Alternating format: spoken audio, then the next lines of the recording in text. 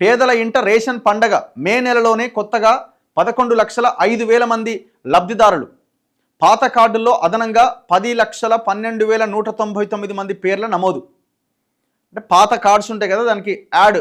ఇప్పుడు ఇద్దరు భార్యాభర్త అప్పటికి కార్డు వచ్చిన నాటికి పిల్లలు పుట్టలేదు అనుకోండి, తర్వాత ఇద్దరు పిల్లలు అయ్యారు. సో ఆ పిల్లల్ని యాడ్ చేయడం కావచ్చు, సో నేమ్స్ యాడ్ చేయడం. సో అట్లా దాదాపుగా 10,12,199 మంది ఆ పాత కార్డుల్లో పేర్లు యాడ్ అయిన వాళ్ళు ఉన్నారట. దాని తర్వాత మొత్తం కార్డుల సంఖ్య 2,93,00,000కు చేరిందట. సో మే నెలలోనే కొత్తగా 11,05,000 మందికి లబ్ధిదారులకి కార్డులు ఇచ్చిరట. మరి ఎక్కడొస్తున్నాయో ఇవి ఎవరికి ఇస్తున్నారు? రాష్ట్రంలో మొత్తం రేషన్ కార్డుల లబ్ధిదారుల సంఖ్య 2,93,00,000కు చేరుకున్నది.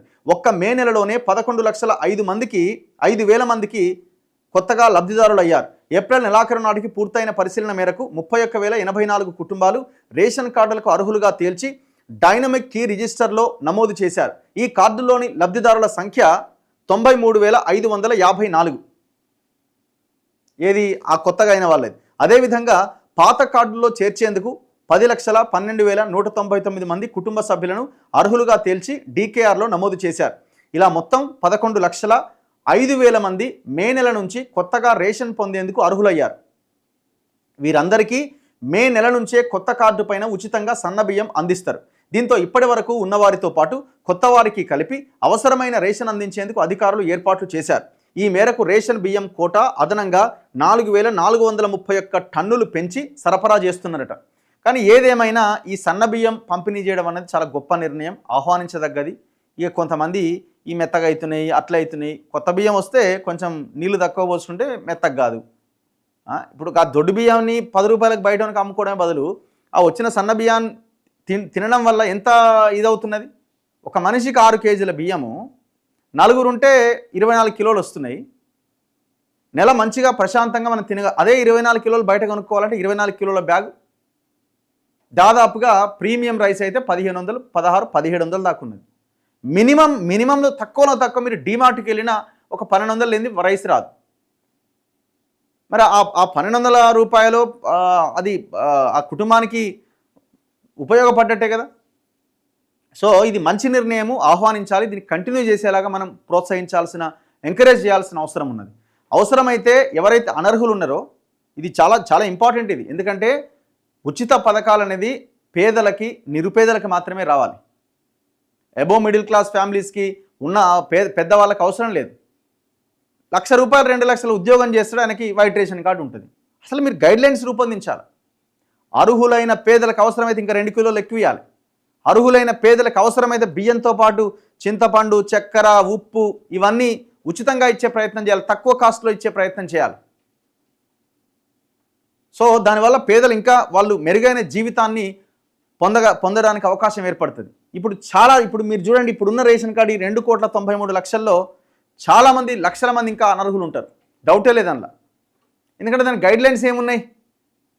ఇప్పుడు ఆయన ఇంత ఆదాయం ఉంటే వాళ్ళకి ఇస్తామని అంటారు. ఆయన ఆదాయం అంతే పెడతాడు. దాని ఎంక్వైరీ ఏది? దాని మీద ఇంత ఆదాయం నీకు వస్తలేదు, నీకు ఎక్కువ వస్తున్నది, నీకు నీ ఉద్యోగం ఇది అని తేల్చడానికి ఎవరున్నారు? తేల్చేది ఎక్కడ అంటే, ఆయన ఒకవేళ గవర్నమెంట్ ఉద్యోగి అయితే ఈయనకి రేషన్ కార్డు లేదు ఈయనకి అని ఒకటి ఉన్నది, అంతవరకే. గవర్నమెంట్ ఉద్యోగం అవునా కాదా అనేది ఈజీగా తెలిసిపోతుంది ఆ ఊర్లో, ఆ గ్రామంలో. సో వాళ్ళని అనర్హులుగా చేస్తున్నారు తప్ప మిగతా వాళ్ళని, డబ్బులున్న వాళ్ళని, పెద్ద పెద్ద బిల్డింగ్లు ఉన్న వాళ్ళకు కూడా వైట్ రేషన్ కార్డు ఉన్నది.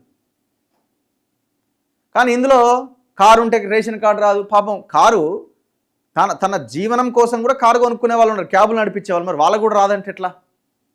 అందుకే అర్హులు ఎవరు గుర్తించి పేదలైన ఒక్క అర్హుడు కూడా మిస్ కాకుండా ఈ రేషన్ కార్డ్స్ ఇష్యూ చేయాల్సిన అవసరం ఉన్నది.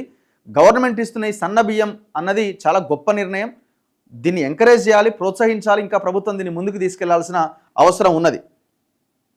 రేషన్ లబ్ధిదారులకు బియ్యం కోట 2025 జనవరిలో 1,79,000 టన్నులు ఉంటే 2025 జనవరిలో బియ్యం మే నెల వచ్చేసరికి అది 1,86,000 టన్నులకు పెరిగిందట.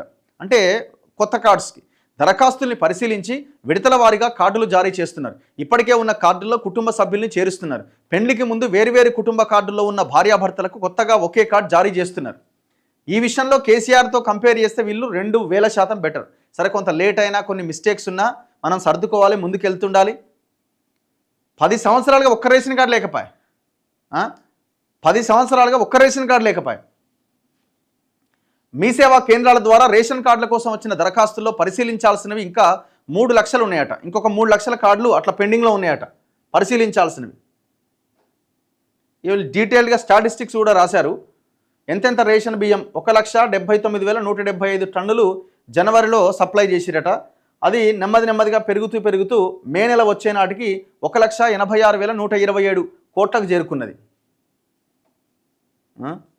ఇగో జనవరిలో మొత్తం కార్డులు 89,95,282 ఉండే కార్డులు, only cards.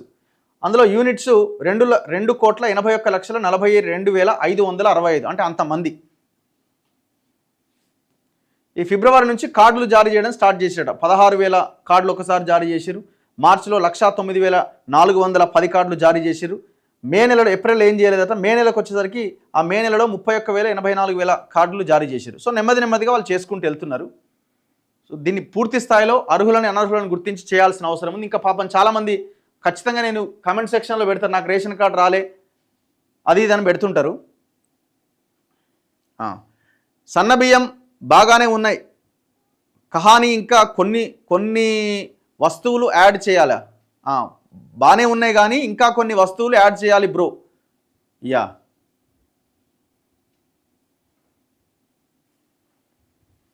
Raghu, I admire your memory. Your analysis on various issues, either political or other matters, is unparalleled. Excellent analysis and reporting. Thank you very much. Ration బియ్యం స్కీమ్ చాలా మంచి స్కీమ్. ఖచ్చితంగా మంచినే చెప్పాలి. నువ్వు ఎవరో చెప్పి కాంగ్రెస్ను అధికారంలోకి వచ్చింది, ఇప్పుడు మీరేం చేశారట, ఏం చేయాలి చెప్పరాదు? నువ్వు ఏం చేయాలో చెప్తే అదే పని చేద్దాం, వదిలేయమంటే వదిలేస్తాం, ఏముంది అన్నా. నాకు రేషన్ కార్డు వచ్చింది, సన్న బియ్యం ఇస్తున్న సీఎం రేవంత్ రెడ్డి గారికి హ్యాట్స్ ఆఫ్ మరియు అభినందనలు. రేషన్ బియ్యం స్కీమ్ చాలా మంచి స్కీమ్, గుడ్ గవర్నమెంట్. ఇట్లా ఏదో ఇక వాళ్ళు పెడుతున్నారు. సన్న బియ్యం సూపర్. కార్డులు రాని వాళ్ళు కూడా చాలామంది ఉన్నారండి పాపం, వాళ్ళని కూడా మనం పరిగణలోకి తీసుకోవాలి. ఇంకా అర్హులైన వాళ్ళకి రేషన్ కార్డ్స్ రాని వాళ్ళు చాలామంది ఉన్నారు. అసలు యాక్చువల్గా ఈ కార్డ్స్ ఎప్పుడు ఇష్యూ చేయాల్సి ఉందంటే అధికారంలోకి రాగానే ఇష్యూ చేయాల్సిన కార్డ్స్ ఇవి. ఎందుకంటే ప్రతిదానికి రేషన్ కార్డునే ప్రామాణికంగా పెట్టారు. కానీ వీళ్ళు కూడా కొంత డిలే చేసిన మాట వాస్తవం.